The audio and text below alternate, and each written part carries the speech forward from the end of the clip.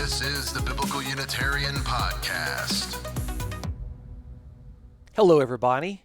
You're listening to the Biblical Unitarian Podcast, the podcast that aims to start conversations about the oneness and unity of God and about the humanity of Jesus. My name is Dustin Smith, and as always, I will be your host. This is episode 176, entitled Sacrifices and the Christian God, Part 1.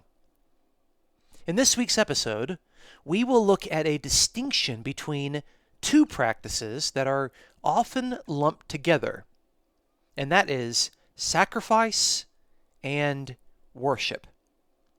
Now, worship was a very flexible and fluid practice in the ancient Near East. Within the Bible, you can find acceptable worship offered to God, to Jesus, to angels, to kings, and even to husbands. However, the practice of sacrifice and the giving of burnt offerings seems to be far more strict in regard to its recipients. How were sacrifices distinguished from acts of worship? To whom was the offering of sacrifices allowed within the ancient Near East? And as early Christians offered worship to the resurrected and exalted man Jesus, was he the object of sacrificial language? Let's find out on this week's episode of the Biblical Unitarian Podcast.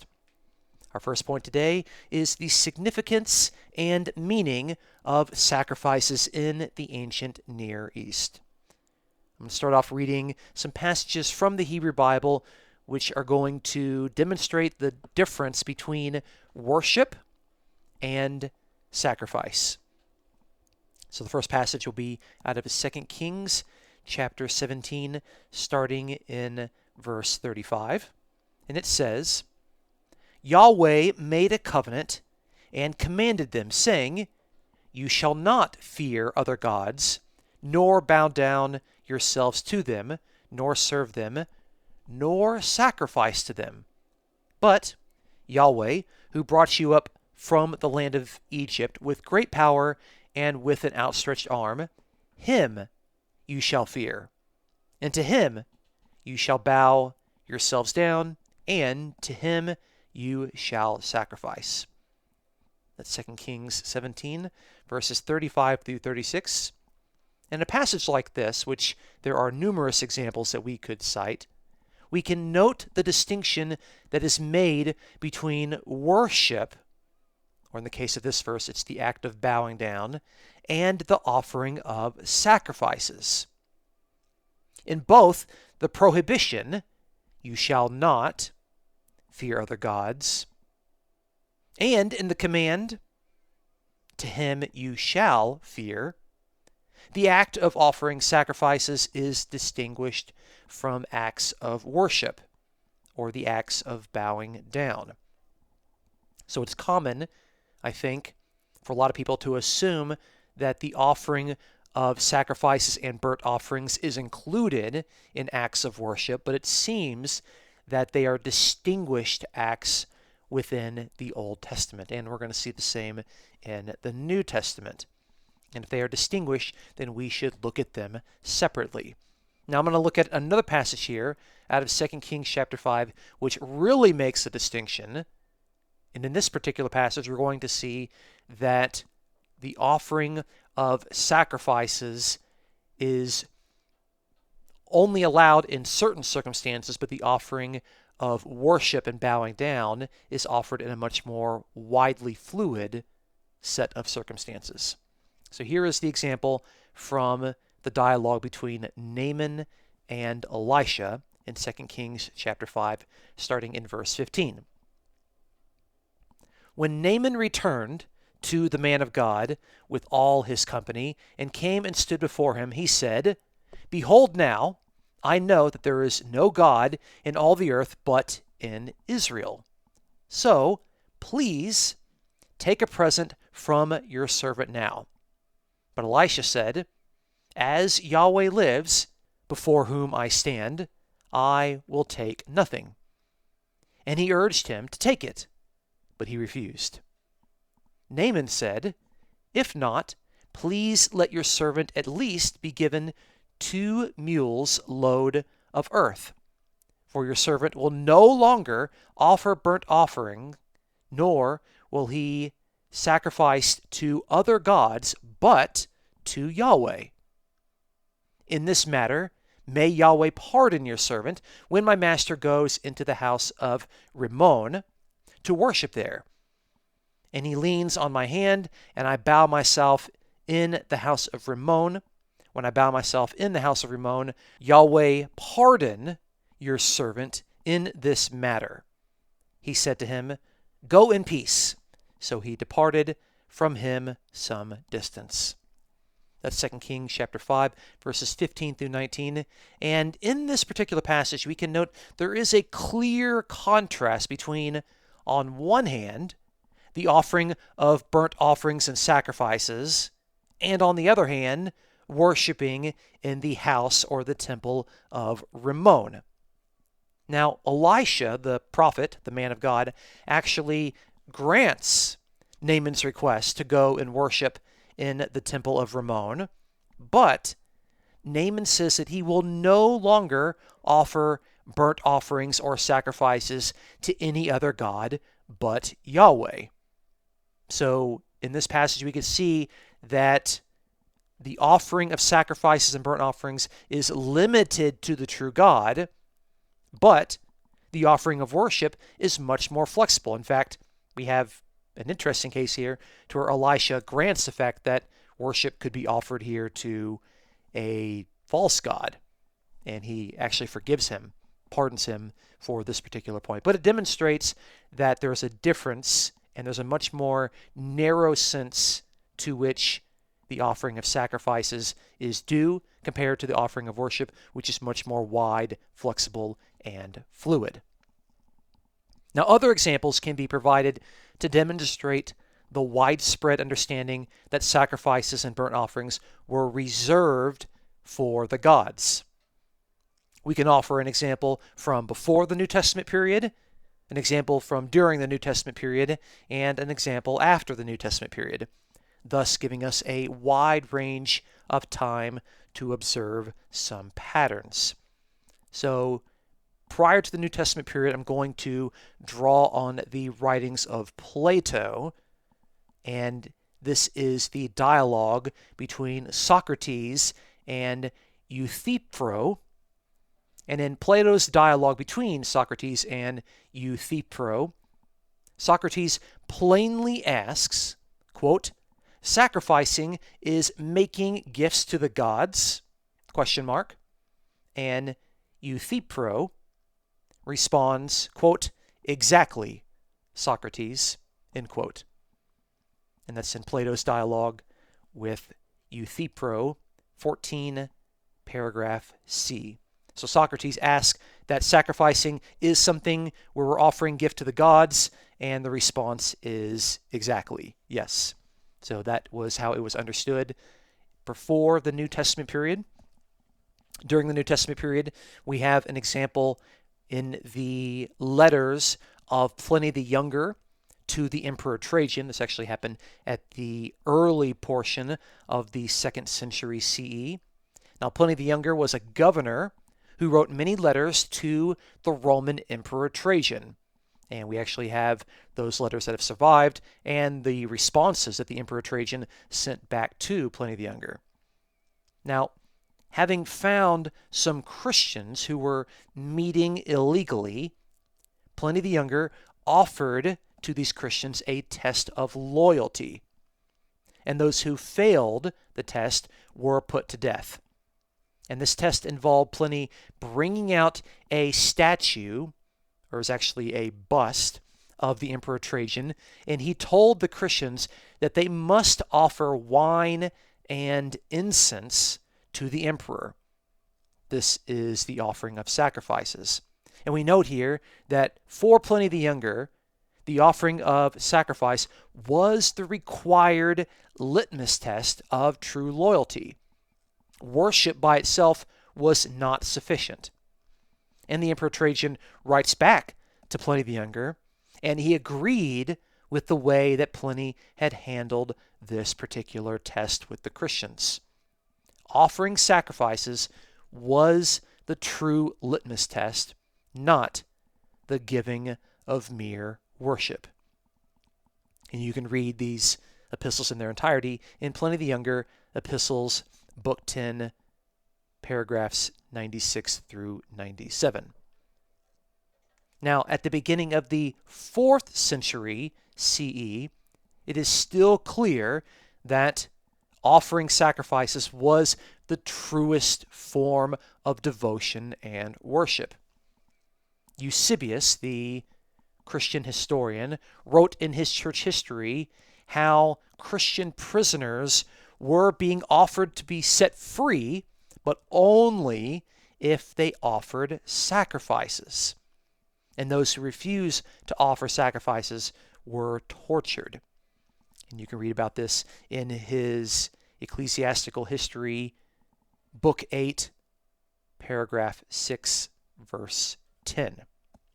So there's an example from before the New Testament period, during the New Testament period, and after the New Testament period, demonstrating that sacrifices were the truest form of devotion directed to the gods. Worship by itself, which was much more fluid, was not sufficient enough in some cases. So let's move on to our second point, which is the early Christian sacrificial practices. Now, while early Christians largely regarded sacrifices and burnt offerings as something that were not required of the people of God in their literal sense, they still spoke of them in the New Testament documents within metaphorical terms, as if the sacrifices were spiritualized. Now, you can already see some evidence of the sacrifices being spiritualized within the Old Testament prophets, but it seems to be in full fruition with the early Christians who are no longer attending the Jerusalem temple. So let's look at some passages to demonstrate the sacrificial language that's used. And let's also look very clearly at the object of these giving of sacrifices. In Romans chapter 12 and verse 1, Paul says, "Therefore I urge you, brethren, by the mercies of God, to present your bodies a living and holy sacrifice, acceptable to God, which is your spiritual service of worship." That's Romans chapter 12 and verse 1. And here we can see that the object of the offering of a living and holy sacrifice is God. They are offering these sacrifices to God.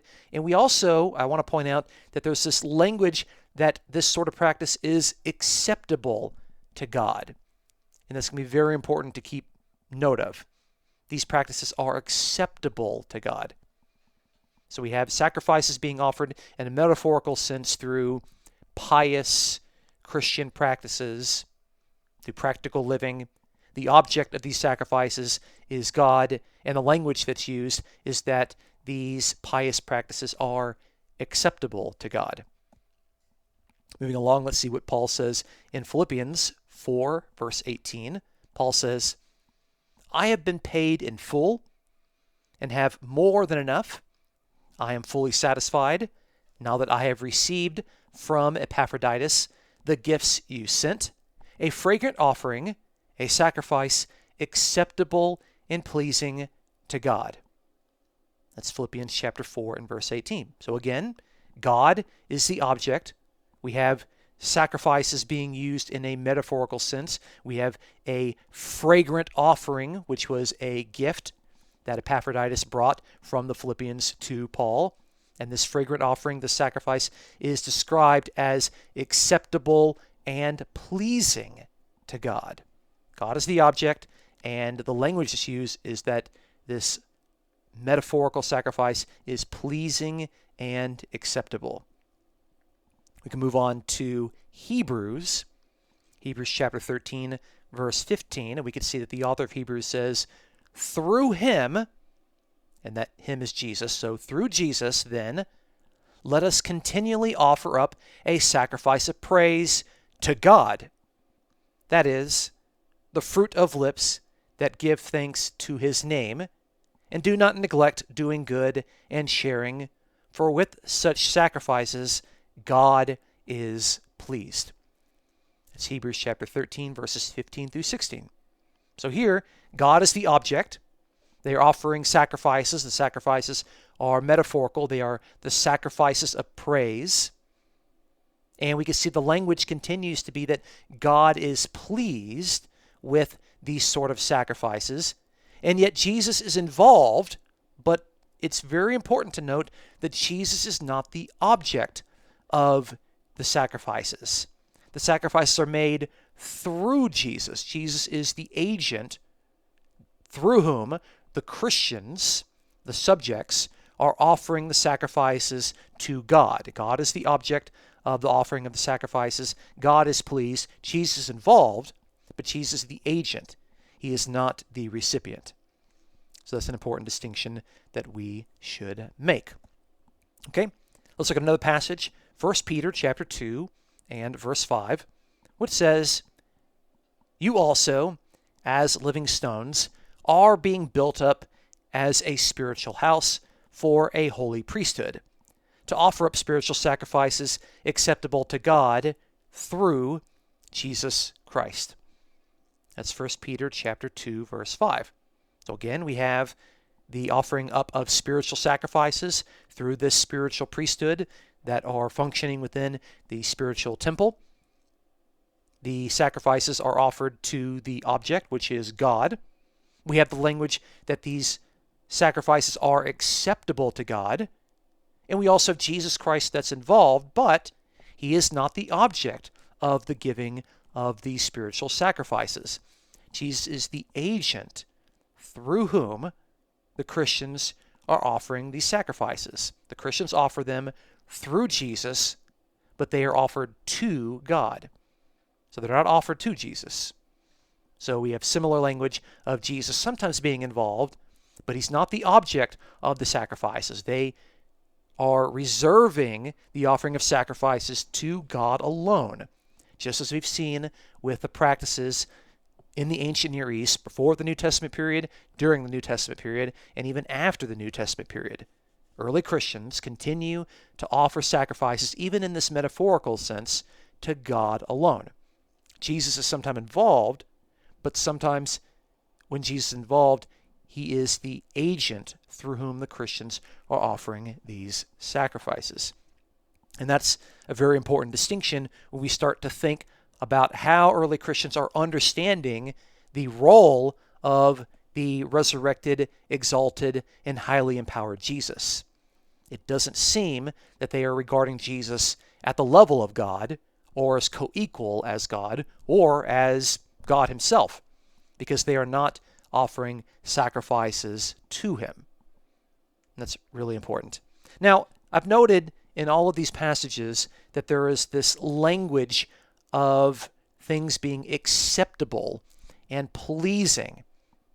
This acceptable and pleasing language appears within all of these sacrificial offering context. Now, it would seem that these words suggest something to which God is the clear object. The givers of these sacrifices want to be acceptable to God. They want to be pleasing to God.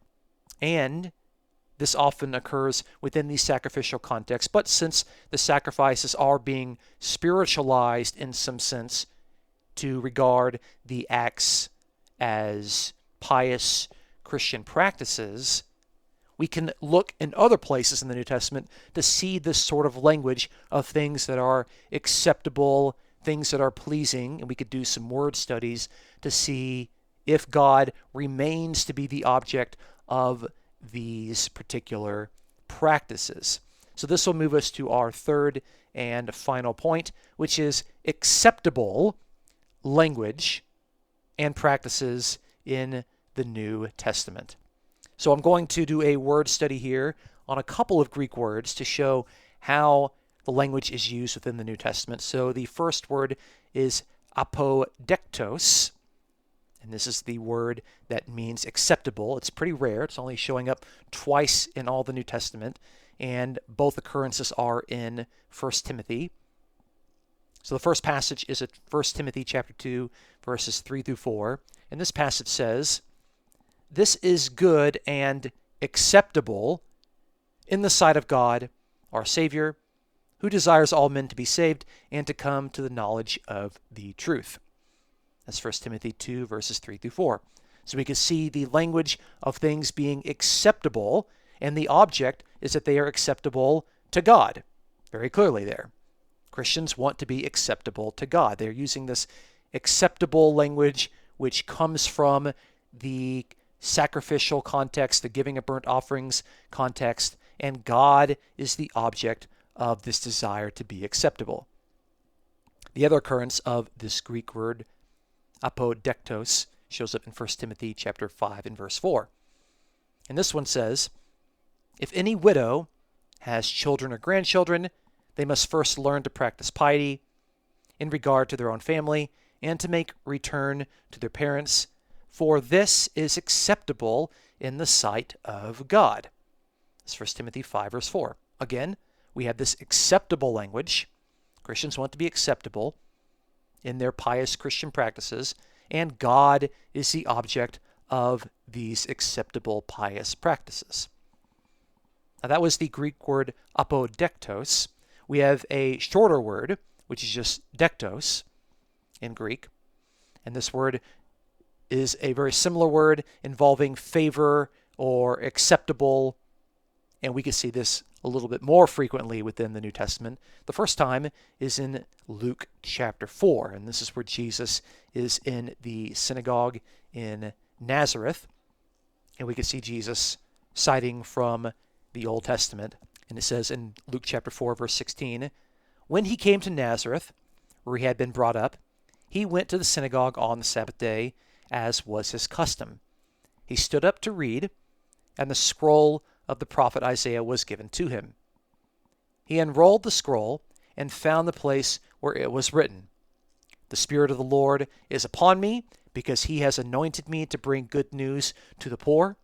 He has sent me to proclaim release to the captives and recovery of sight to the blind, and let the oppressed go free, to proclaim the year of the Lord's favor.'" And it's that word favor there that is this Greek word dektos. That's in Luke chapter 4, verses 16 through 19. Now, whose favor is being proclaimed? It's the Lord's favor. And in Isaiah chapter 61, the passage from which Jesus is reading, the Lord there is Yahweh. Whose favor is being sought? It's God's favor. It's Yahweh's favor. So they are proclaiming the year that is favorable to God, to Yahweh. We can also see this Greek word showing up in Acts chapter 10, starting in verse 34.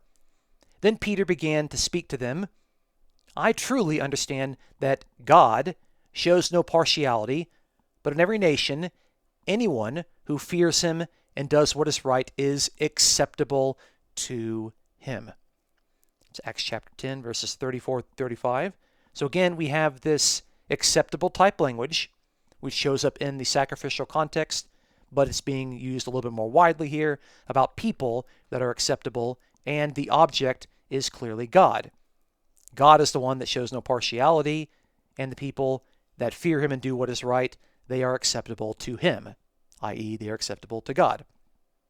Moving along, let's look at what Paul says in 2 Corinthians chapter 6, starting in verse 1. Paul says, "As we work together with him, we urge you also not to accept the grace of God in vain. For he says, 'At an acceptable time I have listened to you, and on a day of salvation I have helped you.' See, now is the acceptable time. See, now is the day of salvation." That's 2 Corinthians 6, verses 1 through 2. And when Paul here cites from the Old Testament, where it says, "At an acceptable time I have listened to you," It's God speaking. And the word for acceptable is this Greek word dektos. And it's clear that it is the acceptable time to God. Christians are wanting to be acceptable to God. And Paul is encouraging his readers to live in a fashion that is acceptable to God. God is the object of these acceptable, pious Christian practices. And the word dektos also shows up in a verse we previously read in Philippians 4, verse 18, which talks about sacrifices that are acceptable and pleasing to God. So we're seeing, again, acceptable, pleasing type language used in sacrificial context, the offering of burnt offerings, those sort of context. Even though those sort of sacrifices were spiritualized in the early church, God remained the object of these practices. And that was consistent through the way that the offering of sacrifices was understood within the ancient Near East. So, in conclusion, we have observed that practices of worship, giving homage, and bowing down were very flexible in the ancient Near East. While it was common to offer varying levels of worship to different objects, both God and human, the cultic practice of making burnt offerings and sacrifices was reserved, at least by Jews and Christians, for God alone. We first noted that within the Hebrew Bible, the distinction was made between worship and sacrifice, with worship being allowed in a more flexible manner and sacrifice being the more strict practice. We then looked at the practices of the early Christians in the New Testament and noted that their language of sacrifice and offerings was directed to God alone. Although the sacrificial language was nuanced to a more spiritualized manner in daily pious practices, the object of these sacrifices was always God. Sometimes Jesus was involved, but he was always, in these instances, the agent through whom spiritualized sacrifices were made to God. In other words, early Christians, despite their high praise that was given to Jesus, never offered sacrifices to him. Sacrifices were offered to God alone, never to Jesus. Lastly, we saw that the language of sacrifices and offerings being pleasing and acceptable were used in a variety of pious Christian practices. After studying a few Greek words denoting these practices, it was demonstrated that the goal of early Christians was to be found pleasing and acceptable to God, not to Jesus Christ. In sum, the common cultural practice of limiting sacrifices and burnt offerings to God alone was maintained by early Christians.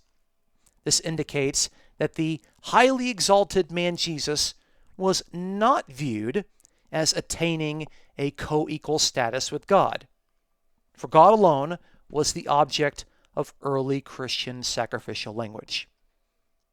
If sacrifices were the true litmus test of one who is truly God, then it should be discussed more prominently than acts of worship and homage in discussing the differences between God and Jesus. Thanks so much for listening to this week's episode of the Biblical Unitarian Podcast. Please join us next week as we continue our study in early Christian language and practices regarding sacrifices in order to see to whom these practices were directed by the early Christians. Please look forward to this episode.